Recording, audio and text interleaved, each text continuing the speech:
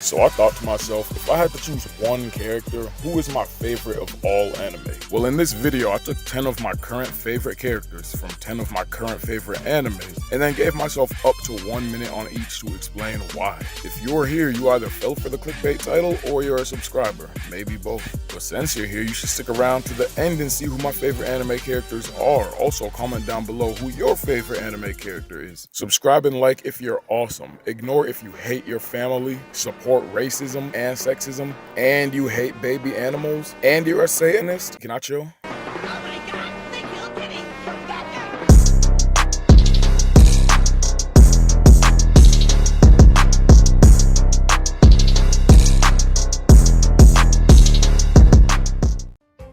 Itsuki, miku, yotsuba, nino, ichika. Let's start with the Quintessential Quintuplets. Oh my goodness, a slice of life anime and Mason's top favorites? Yeah, and it might not be the only one either. Ichika, Nino, Miku, Yotsuba, Itsuki, Futaro. There aren't many choices in this anime for favorite character, but ask anybody and their choice is definitely going to be one of the quintuplets. So let's get Uesugi out of there. So which one is it? Is it Miku? No. While I do believe that Miku is the cutest of the bunch and deserves nothing short of everything, she actually isn't my favorite character despite being best quint. So then who? Surprise, it's Nino. What did he say? Why? Compared to her sisters, she's the most blunt, the toughest, and low-key has the best chemistry with the main character, but that's a topic for another time. Overall, her character development compared to the others just feels the most reasonable and well-paced. Throughout the entirety of season 1, Nino was a complete scumbag. Spiking drinks, name-calling, problem-starting, you name it, she probably did it. In season 1, she was easily the least desirable of the quints. However, come season 2, the story actually took a deeper dive into her character. Not only does her relationship with Futaro feel the most realistic, but because of her blunt personality, she's also the first to confess to him, twice. And she's a great cook. Nino is the best of both worlds, so Miku's still best quint, Nino second best, Ichika's fake and the worst. Alright, cool, moving on. Have you ever seen an anime about a bunch of hot psycho chicks betting their lives on a game of rock, paper, scissors? Yeah, I have too. Welcome to Kakegurui. I'm sure you've at least heard this opening before. And if you haven't, I'm sure you've heard this voice line before. Yeah, that's Kakegurui. It's an anime all about gambling addiction, and it's kind of, weird at times. But if you can get past all the strangeness, it's actually a pretty great anime. Now, deciding who my favorite character in this anime is was pretty hard because I like a lot of characters, but I managed to break it down to 2 final contenders, Mary Saotome or Yumiko Jabami. Once I managed to get it down to these finalists, I was able to realize that Yumiko is indubitably my favorite character in this show. She's initially seen as an innocent, friendly, and outgoing girl, which she is, minus the innocent part. But because of her cutesy personality, other characters try to take advantage of her, and are shocked to find out her true colors. She's a complete fiend when it comes to gambling, so much so that just the thrill of potentially losing after putting everything on the line, even including her life, excites her to the point of her even becoming turned on. I don't know, maybe it's my toxic trait, but psychopaths are really attractive to me. Like, not in a romantic attraction type of way, obviously, but in a, oh yeah, I want to see them on screen all the time because I never know what they're gonna do type of way. Yumiko's crazy, but she can back it up. She's a dub and I'm here all for it. When it comes to My Hero Academia, there are a few different contenders. Could it be the great Endeavor with his eyes set on redemption? Or maybe it's the lovely psychopath schoolgirl, Himiko Toga. Alright, time out, please. Speaking of Toga, I have no idea why she's so popular in the My Hero community. I'm a part of the group that adores her, but we seriously need some therapy, okay? Get some help. No, it is neither one of them, even though I love them both. My favorite character in My Hero is Bakugo. Wait. Actually, surprisingly, it's not Bakugo. I do believe Bakugo is the most well-written and best developed character, but he technically shares the #1 spot for me in this anime depending on what arc we're in. So when Bakugo isn't claiming the #1 spot, the one who sits on the throne is none other than Momo Yaoyorozu. That's right, this Momo. Bakugo gets a lot of screen time, so it's hard to not like him a lot, but when the playing field is even, Momo is actually my favorite character in My Hero Academia. She's written as the highly intelligent rich girl but with a twist. Rather than being completely arrogant like you'd expect, she's actually extremely humble and sweet, but that may just come from her ignorance of the common folk. Creation has got to be one of my favorite quirks in the series, or at least top 10. Sure, it's a difficult quirk to master, but Momo has shown on multiple occasions that through hard work, that quirk is capable of some crazy stuff. But she also has a standout design. I'm talking about her hair, you simpleton. Momo gives off the vibe that she's been shielded her entire life and has never really had friends before. It's adorable how excited she gets at just having a group of friends come over her house for the first time. She cares so deeply about them that she even has a self-sacrifice complex and will prioritize her team's safety over her own. I think I'm getting extremely close to 1 minute. Momo's my favorite character, and she'll make a great pro hero in the future. I love all these characters too much to try and explain them in only 1 minute. Fate, which one? Who cares? There's like 30 of them, plus games, plus novels probably, and I wouldn't be surprised if there was a trading card game too. There's way too many of them, they're all canon. But who is it? No, not you. No, I like you, but not quite. You at least makes sense, but it isn't you. Alright, look, I think there's a pretty clear recurring theme here, but surprisingly, it's not you either.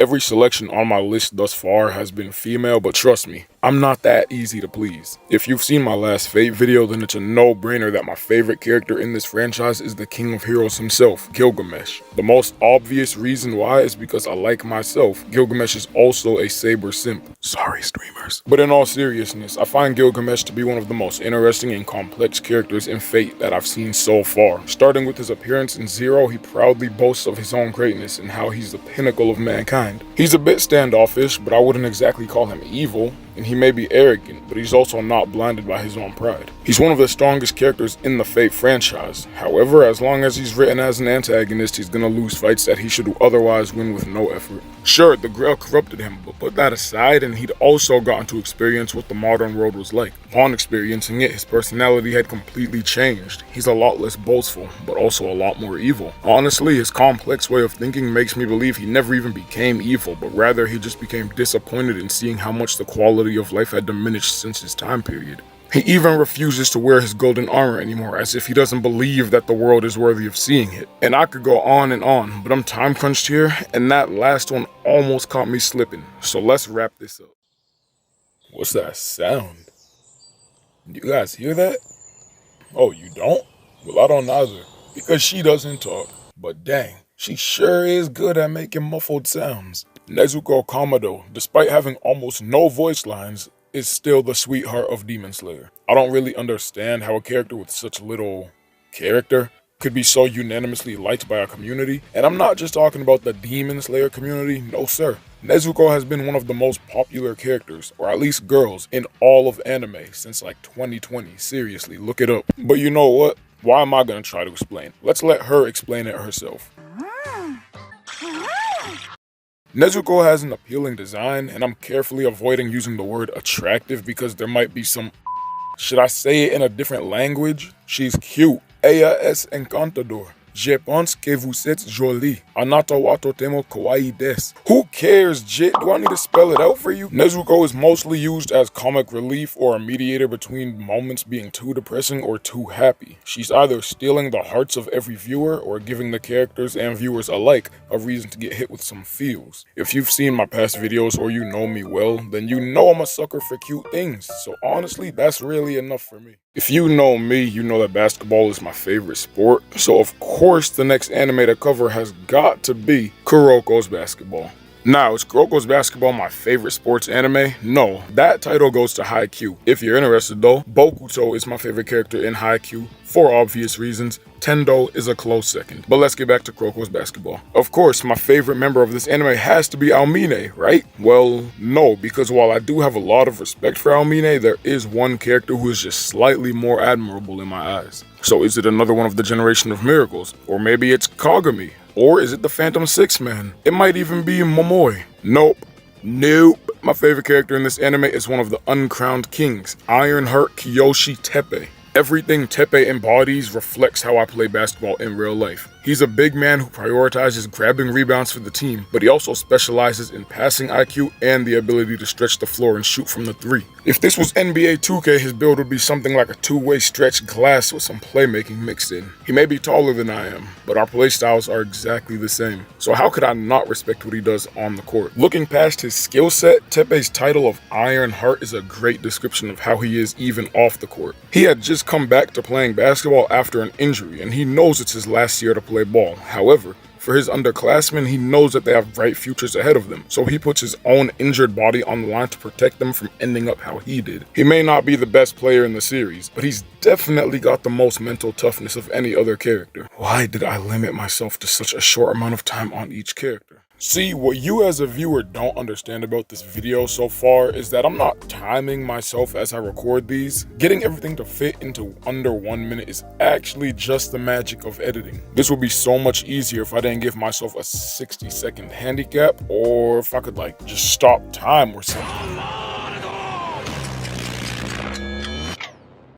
JoJo's Bizarre Adventure. You may be thinking my obvious number one character is none other than the main JoJo of Part 3, Jotaro Kujo. Or if you know me on a personal level, you may be thinking it's his daughter, Jolene Kujo. But I'm here to let you know that, well, yeah, the first option was correct. My favorite character in all of JoJo is actually Jotaro. Call it generic because Part 3 is the most popular part of JoJo's if you want, but hey, popular is popular for a reason. Not only is Jotaro the character who's been featured in the most parts, but next to Dio Brando, Jotaro might be the most important character in the series as well. From his design, to his catchphrases, to his easily recognizable stand, Star Platinum, Jotaro has cemented himself as the face of the JoJo's Bizarre Adventure franchise. Above all else, the thing that puts Jotaro above all of the other characters in this franchise for me is how rough he is.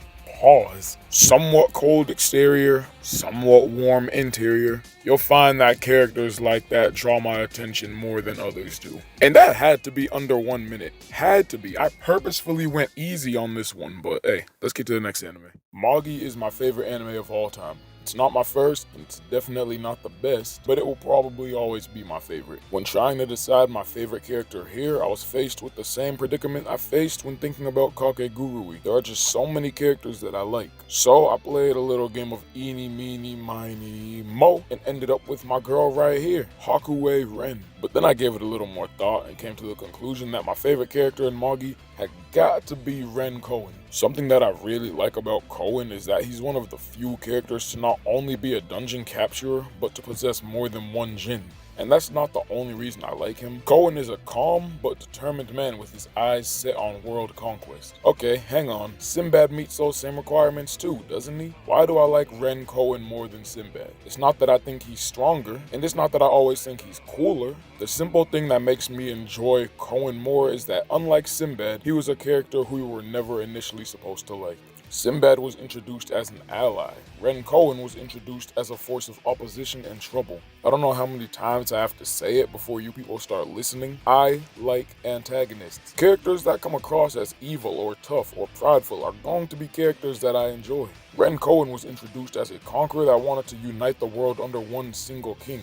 He was nothing short of a roadblock. He cares deeply for his siblings too and would even be willing to sacrifice himself for their sake. I already said it on the last one. Tough exterior, warm interior characters are characters I resonate with. And that's about the line in the sand, but take him out of the equation and we're back to Hakuei. So do what you will with that. This one's an oddball because this actually isn't one of my top favorites, but I like this character too much to not include them on a list like this. Jujutsu Kaisen, in my eyes, is one of the most criminally overrated new-gen anime.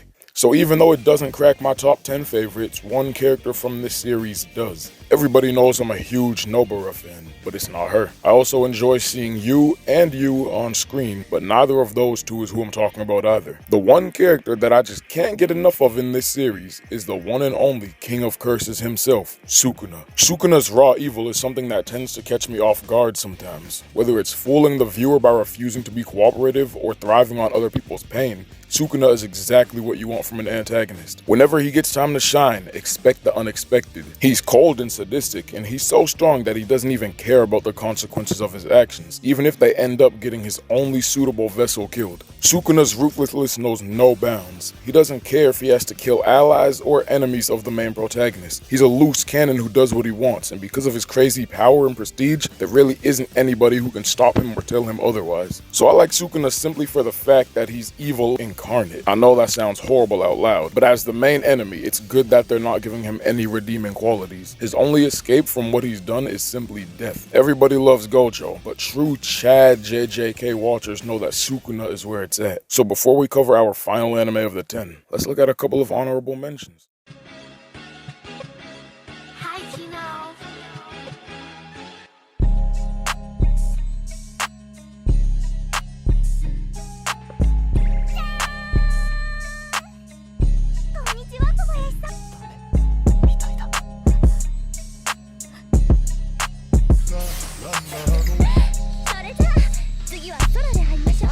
It's not uncommon for people to be drawn to the antagonist of a series, but when looking at my top 10 favorite characters in One Piece, over half of them are antagonists. More specifically, over half of them are Marines. Now, I've already made a video on why I think the Admirals are a work of genius and why they shake up the One Piece world, but that video got scrapped because I was too lazy to edit it. My third favorite character is Marco. Okay. Crocodile is second. Cool. But back to the theme of Marines, my number one favorite character is former Admiral Kuzan. Kuzan, or Aokiji as a Marine, is my favorite character in the series for a few reasons. Being an antag already raises his cool factor, but the cool thing about him is that, just like his devil fruit, Kuzan is extremely laid back and chill. Yo, can I stop? We've seen admirals that have a good heart like Fujitora, but we don't know if Kuzan is actually a good person or if he's just lazy. He's almost completely out of the story currently, so that's still a mystery, and I love mystery. There are tons of mysterious characters in One Piece, but Kuzan is definitely one of the most mysterious. He's a former admiral, and now he's speculated to be affiliated with either a Yonko crew or the Revolutionary Army. Kuzan gets around. He's not just one of the show's strongest characters, but because of his past influence on the world government and now the pirate world, he should also be recognized as one of the most dangerous characters. Honestly though, the reasons why I like Kuzan go beyond just his personality and role in the story. Ice has always been one of my favorite elements, so he gets bonus points for utilizing that. He's an antagonist, has a likable personality, a cool power, he's black, and he's shrouded in mystery. What isn't there to like about this dude? We finally reached the end of the line. 10 potential characters and only one spot on top. Of these characters, who stands above the rest? Or am I about to throw a curveball and reveal that my favorite anime character actually isn't even one of these 10? What's it gonna be, Blitzen? Tell me, the suspense is killing me. Well, let's go with the curveball option. My favorite anime character is a tie between Kyojuro Rengoku and Ace.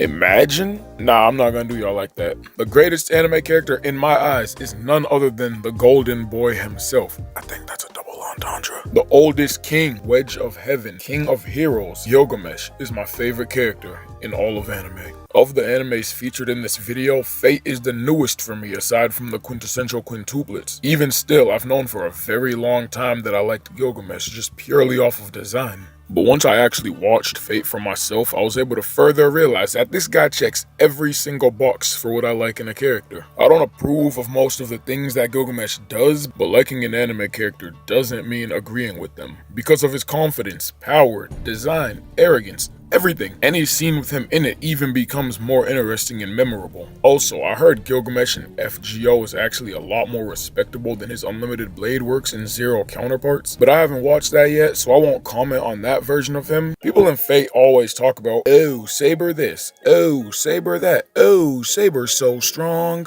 Oh, if I had Saber, I'd win this growl with no effort. Oh, am I just looking for an excuse to talk about Saber? Oh, Saber, yeah. What even was that sequence right there? But when you look at Fate servants, there aren't many of them who shake up the Fate franchise in the same way that characters like Arturia or Gilgamesh do. Gilgamesh's influence and presence in any scene is enough to completely change it, not just for the characters involved, but for the viewer too. And even though this is the perfect outlet to ramble on and on, I'm not here to convince you to agree with me. On my channel, I like to keep my videos to under 10 minutes whenever possible, so I'm gonna wrap this up and just say that when all is said and all is done, Gyoga God is currently my favorite anime character of all time. If you made it this far and aren't subscribed, what are you even doing with your life, kid? Tear that John up. But I'm gonna catch y'all boys and girls in the next one. We out this piece. Yeah.